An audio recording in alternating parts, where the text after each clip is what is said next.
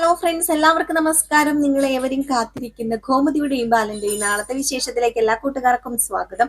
എല്ലാവർക്കും നല്ലൊരു ശുഭരാത്രി നേർന്നുകൊണ്ട് നമുക്ക് നാളത്തെ വിശേഷത്തിലേക്ക് കടക്കാം. അതിനു മുമ്പായിട്ട് ആരെങ്കിലും നമ്മുടെ ഈ ചാനൽ ആദ്യമായിട്ട് കാണുന്നുണ്ടെങ്കിൽ ഇതുവരെ സബ്സ്ക്രൈബ് ഒന്നും ചെയ്തു വെച്ചിട്ടില്ലെങ്കിൽ തീർച്ചയായിട്ടും ഒന്ന് സബ്സ്ക്രൈബ് ചെയ്ത് വെച്ചോളൂ കേട്ടോ. അതിനോടൊപ്പം മാക്സിമം എല്ലാവരും നമ്മുടെ വീഡിയോ ഇഷ്ടപ്പെടുകയാണെങ്കിൽ ഒരു ലൈക്ക് അടിച്ചിട്ട് പോകാൻ മറക്കരുതേ. അപ്പൊ നമുക്ക് നേരെ വിശേഷത്തിലേക്ക് തന്നെ പോകാം. അപ്പൊ ഇന്നത്തെ അവസാന സീൻ എന്ന് പറയുന്നത് നമ്മുടെ ധർമ്മനെ തല്ലിയിട്ട് ഒട്ടും സഹിക്കാൻ പറ്റാത്തത് ഗോമതിക്ക് തന്നെയാണ്. അപ്പം ഗോമതി പറയുക, എന്തിനാടാ അവര് നിന്നെ തല്ലിയത്, ഇത് ചോദിച്ചിട്ടേ കാര്യമുള്ളൂ, അതങ്ങനെ വെറുതെ വിട്ടാൽ ശരിയാവില്ലല്ലോ എന്ന് പറഞ്ഞപ്പം, വേണ്ട ചേച്ചി ചോദിക്കണ്ട, ഞാനാ പൊട്ടൻ, ഞാൻ ഇവിടെ വന്ന് പറയേണ്ട കാര്യമൊന്നുമില്ലായിരുന്നു. കാരണം എന്റെ ഏട്ടന്മാർ എന്നെ എന്തെങ്കിലും ചെയ്തു കഴിഞ്ഞാൽ പ്രശ്നം, എനിക്കത് കുഴപ്പമില്ല. കാരണം എന്റെ അമ്മയുടെ സ്ഥാനത്തും അച്ഛന്റെ സ്ഥാനത്തൊക്കെ തന്നെയല്ലേ നിങ്ങൾ എല്ലാവരും. അപ്പോഴേക്കുമാണ് നമ്മുടെ ഗോമതി ചോദിച്ചത്, അല്ല നീ പറയുന്നുണ്ടല്ലോ തല്ലിന്ന്, കാരണം എന്താണെന്ന് നീ ഇതുവരെ പറഞ്ഞില്ലല്ലോ എന്ന് പറഞ്ഞപ്പോഴത്തേക്കും, അത് പിന്നെ കാരണം എന്താണെന്ന് ചോദിച്ചാല് ഞാൻ പറഞ്ഞല്ലോ, കാരണം ഞാൻ പറഞ്ഞു കഴിഞ്ഞല്ലോ, അത് വേറൊന്നിനും അല്ല.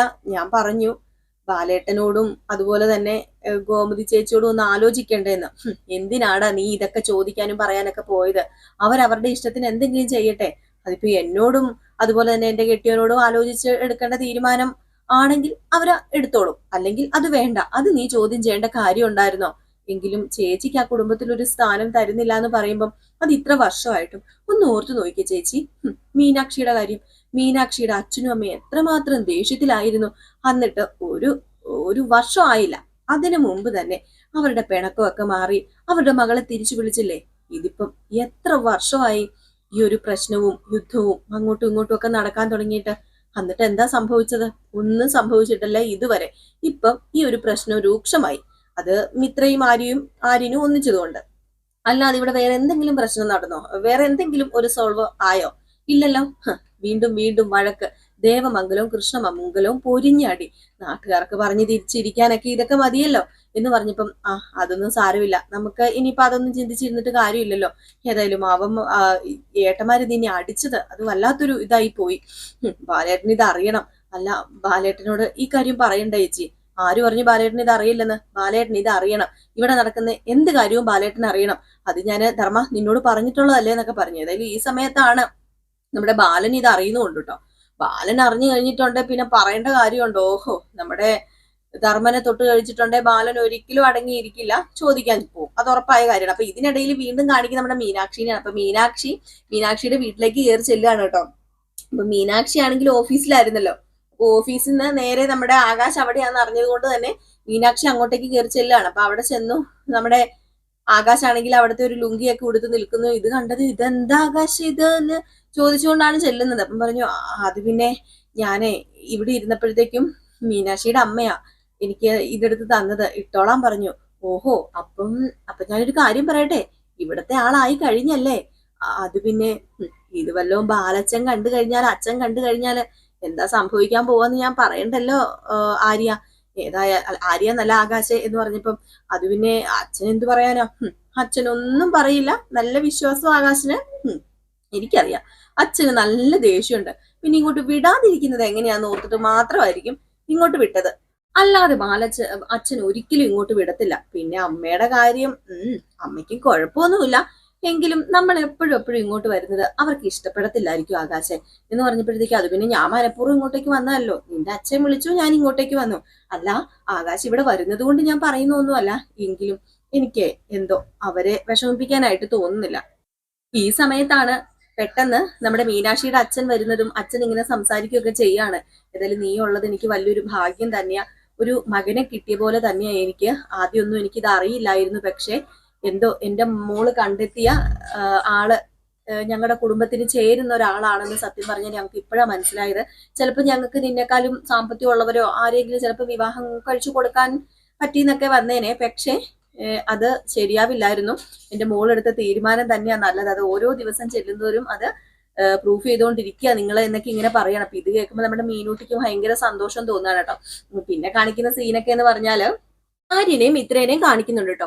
അപ്പം നമ്മുടെ മിത്ര പറയാണ് ആര്യനോട്, കുറെ ദിവസമായിട്ട് ഇന്ന് ഞാനൊന്ന് ആശ്വാസമായിട്ട് കിടന്ന് ഉറങ്ങാൻ പോകുന്നു. അപ്പൊ അതെന്താ, കുറെ ദിവസമായിട്ട് നിനക്ക് ഉറക്കമില്ലായിരുന്നോ? അല്ല ആര്യ, ഞാൻ ഇത്രയും ദിവസം എല്ലാ കള്ളങ്ങളും മനസ്സിൽ കള്ളങ്ങൾ അല്ലെങ്കിൽ പോലും അതെല്ലാം മനസ്സിൽ ഇങ്ങനെ ഒളിപ്പിച്ചു വെച്ചേക്കല്ലായിരുന്നോ? അപ്പൊ അത് പറയാതെ ഇങ്ങനെ വീർപ്പ് മുട്ടുമായിരുന്നു.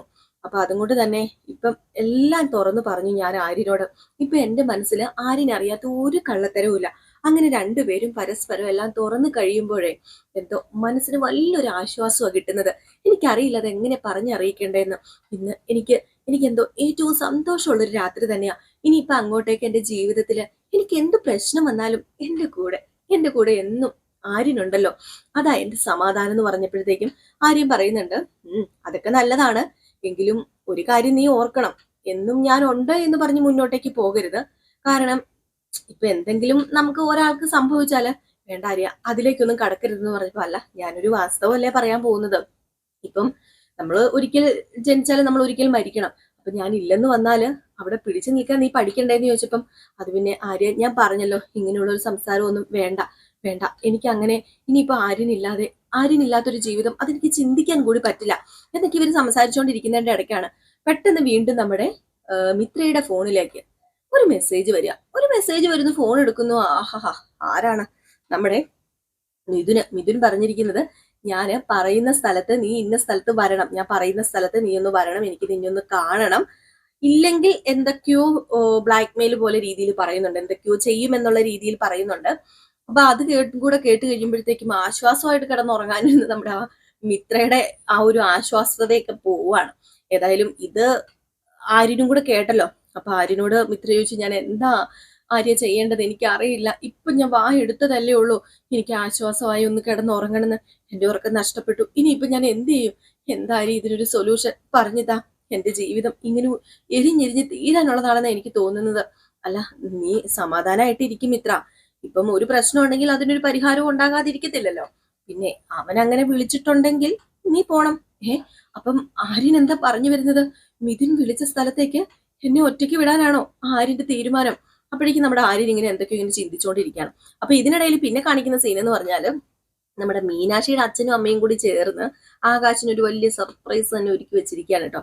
വേറൊന്നും അല്ല, ഒരു ഗോമതി സ്റ്റോഴ്സ് പോലെ ഒരു പലചരക്ക് കടയിൽ ഇരിക്കേണ്ട ആളല്ല നമ്മുടെ ആകാശ് ഒരു വലിയൊരു ഷോപ്പിംഗ് മാള് തന്നെ ഇട്ട് കൊടുക്കാനാണ് തീരുമാനം. വലിയ ഷോപ്പിംഗ് മാൾ അല്ലെങ്കിലും ഷോപ്പിംഗ് മാളാണ്, അത്യാവശ്യം വലിയ ഷോപ്പിംഗ് മാള് തന്നെ ആയിരിക്കും.